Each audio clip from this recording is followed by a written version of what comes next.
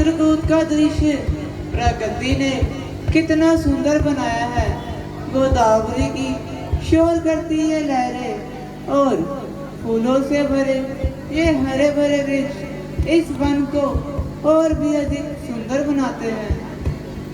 सीते, ऐसा सुंदर दृश्य देखकर तुम इतनी उदास क्यों हो गई हो? स्वामी, हाँ, दोपहर में मैंने एक भयंकर स्वप्न देखा, जिसमें मैंने देखा कि हमारे सर से किसी का हाथ उड़ गया है और भैया भरत अपनी सेना के साथ इधर ही आ रहे हैं। सीते, ये स्वप्न अपना असर अवश्य ही दिखाएगा।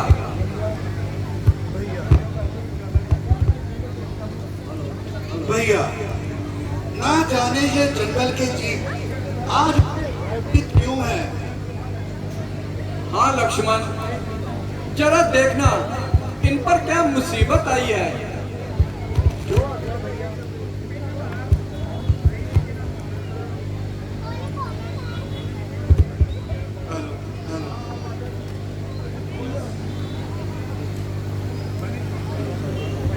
भैया, भैया सावधान हो जाइए। वो देखिए, सूर्यवंशी झंडा हवा में लहरा रहा है और भरत हजारों सैनिकों सहित इधर आ रहा है। लक्ष्मण, अगर भरत आ रहा है तो इसमें डरने की क्या बात है? वह हमारा भाई है। नहीं भैया, अब वो हमारा भाई नहीं, खून है वो हमारा। इसी बात का तो संताप है। भाई नहीं है, वो आस्तीन का सांप है। पृथ्वी हो खन खन, पर्वत में बिल बिल हो जाए। भगवान, समुद्र से उठकर आकाश में तूफान चले जाए, यदि भगवान भी आए सैदा को, तो यह प्रतिज्ञा है मेरी, उसको ना जिंदा छोड़ूंगा, चाहे भैया राम का बेरी।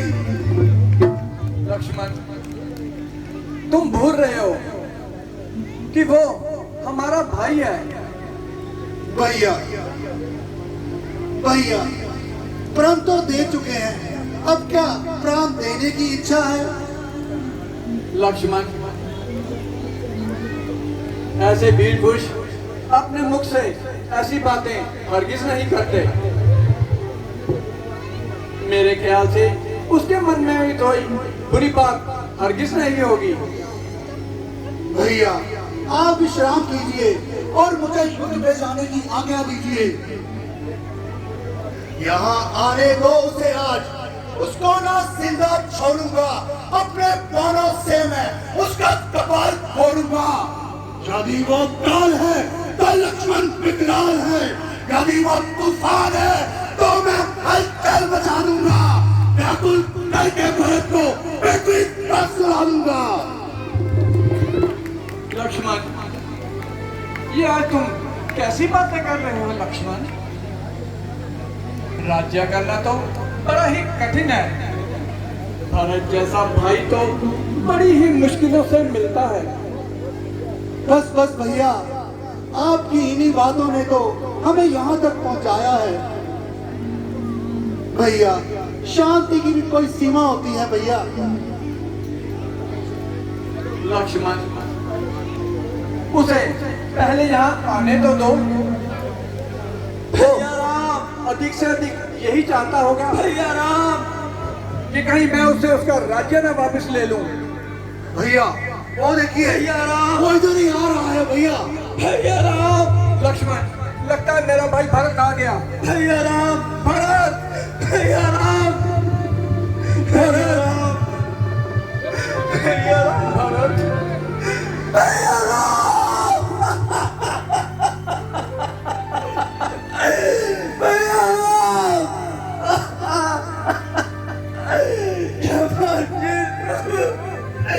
शाबाश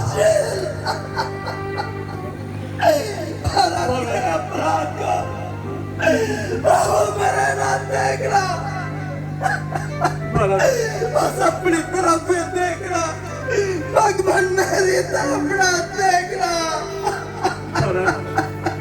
शांत हो जाओ भाई। भैया भैया भैया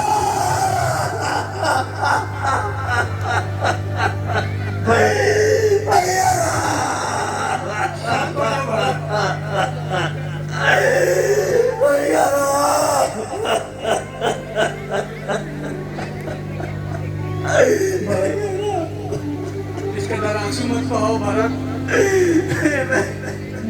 कहो भरत, मन तो प्रसन्न है भरत। भैया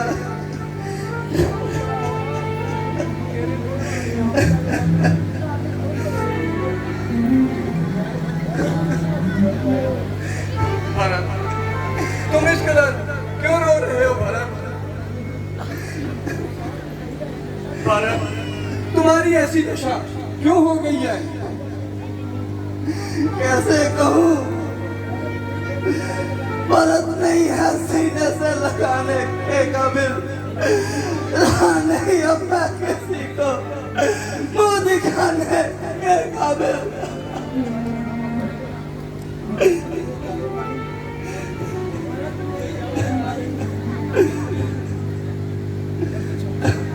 भरत, मेरे प्यारे भाई, तुम इस कदर आंसू मत बहाओ। मैं तुम्हें विश्वास दिलाता हूं कि इसमें तुम्हारा कोई दोष नहीं है और ना ही मेरे मन में तुम्हारे लिए कोई भेदभाव है।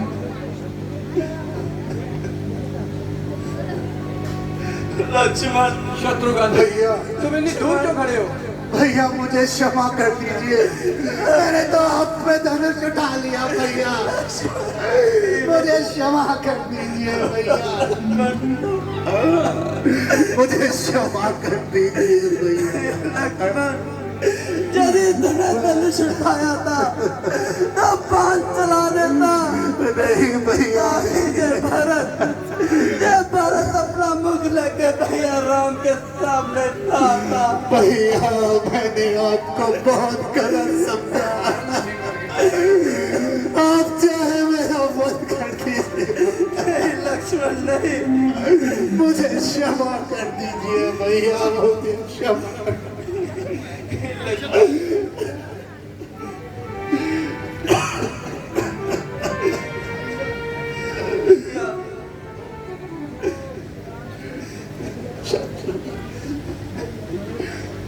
भैया भरत, आज मैं धन्य हो गया है भरत।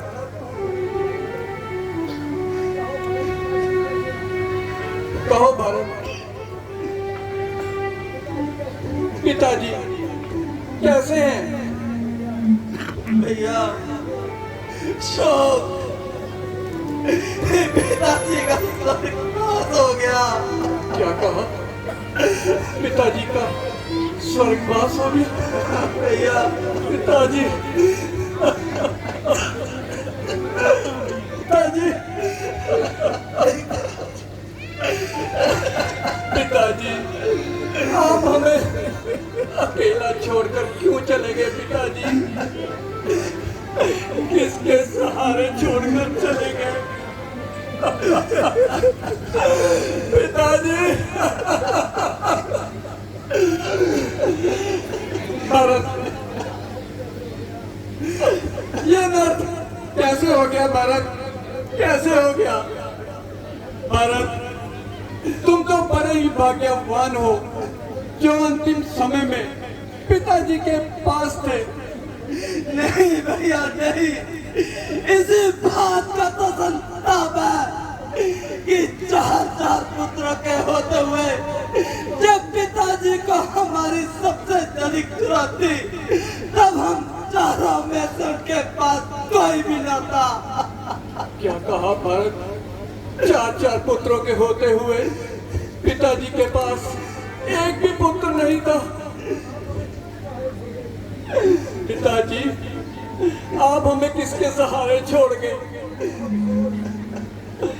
अफसोस,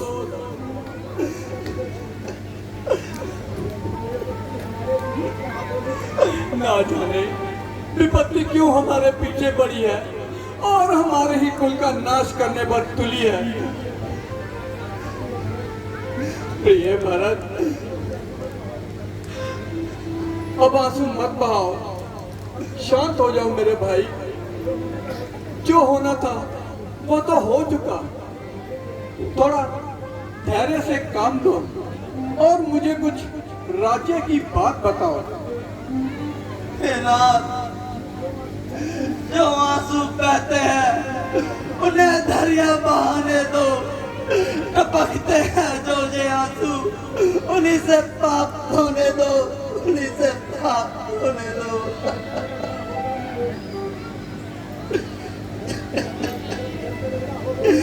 जब पलटना होगा मुझे दर्शन पद में भगवान आपका, तब तलक ना छोड़ूंगा शरण में भगवान आपका। भाई भरत, ऐसा हरगिज मत कहो। क्यों नहीं हो सकता भैया? आपके दाद भरत की जो जिद है, राज उसको ही मिलेगा जो हकदार है राज का। पहन लो कर ताज में तो मुझ पे धिक्कार है।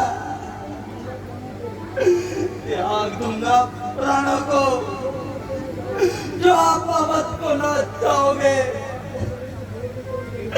अगर आपके चरण छोड़ दूं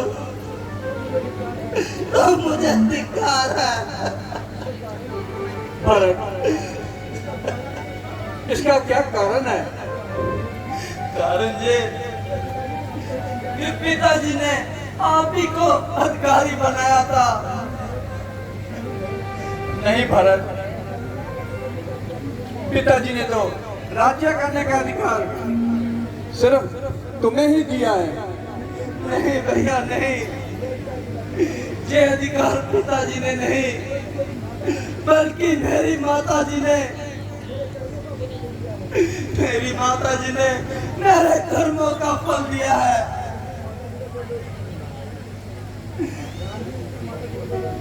भरत, इसमें तो माताजी का कोई दोष नहीं है। भगवान, यदि आपको ऐसा लगता है कि पिताजी ने ये राज्य मुझे दिया है तो मैं ये राज्य आपको अर्पण करता हूँ और अयोध्या वापिस चलने का आग्रह करता हूँ। भरत,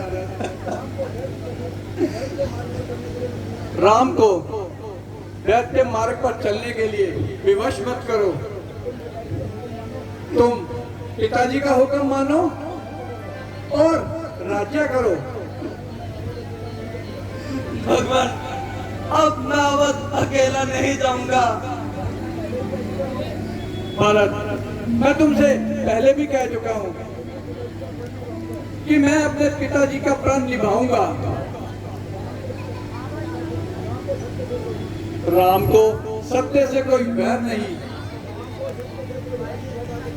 राम को सत्य से कोई हरगिज हटा सकता नहीं।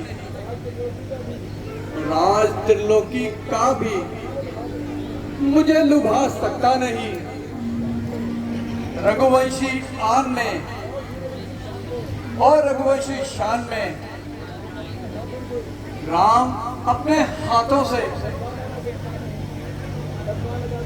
लगता लगा सकता नहीं। परंतु भैया, क्षत्रिय धर्म तो प्रजा का पालन करना है। भरत, मैं एक सिपाही होते हुए भी सत्य धर्म का पुजारी हूं। सत्य ही कर्तव्य अपना, सत्य ही उपदेश है, सत्य ही अंतःकरण और सत्य ही आदेश है। सत्य में ही पैदा हुए और सत्य में ही मर जाएंगे। अगर मुंह पे आएगा तो होठ से जाएंगे। भैया ठीक है, यदि आप वापस नहीं जाना चाहते तो क्या आप मेरी एक अर्जी मंजूर करोगे? भारत, एक बार तो मुझसे मांग के देख, मेरे लिए तो जान भी हाजिर है तेरे लिए। भैया, यदि आप अवध नहीं जाना चाहते तो आप मुझे अपनी चरण पादुकाएं दे दीजिए। लक्ष्मण, जाइए लक्ष्मण।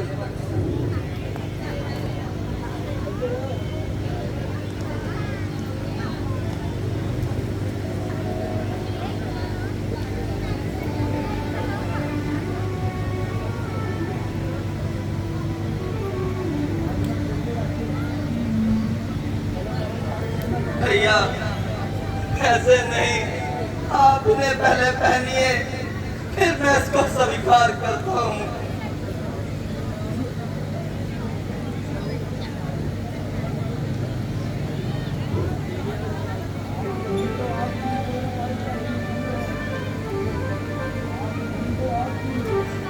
आप नहीं तो आपकी चरण पादुका ही मंजूर है।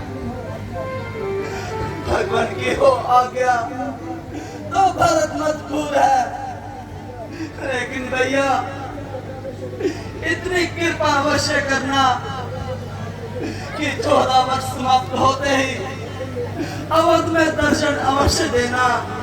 यदि आपने एक पल की भी देरी की तो आप अपने भरत को जीवित नहीं पाओगे।